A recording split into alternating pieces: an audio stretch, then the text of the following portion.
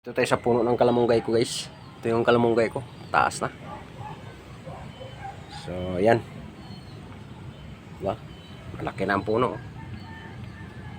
Mga ano na ito. 3 years. Yung kalamunggay ko na ito. Yan.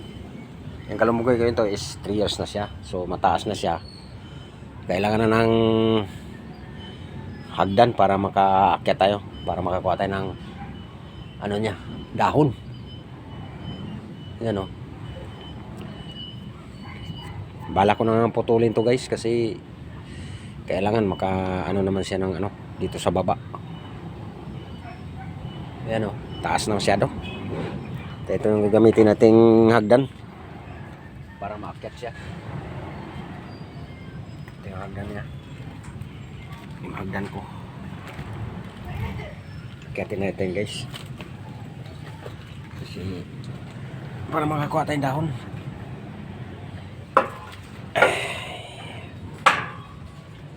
Yan.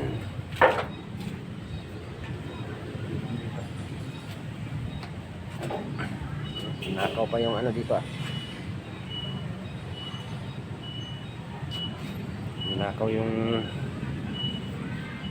ano natin. Hindi mo ano eh. Tingnan na nakaw. Yan o. Nakyat dito, kinuha yung ano. Ilaw natin.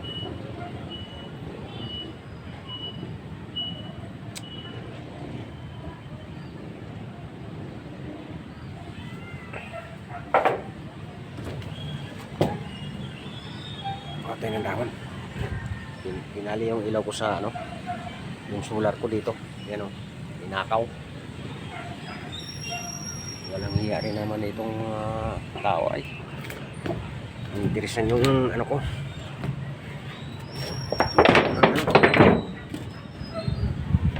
Ito na yung ano ko, guys. Yan. So makakuha na tayo ng ano, kahon.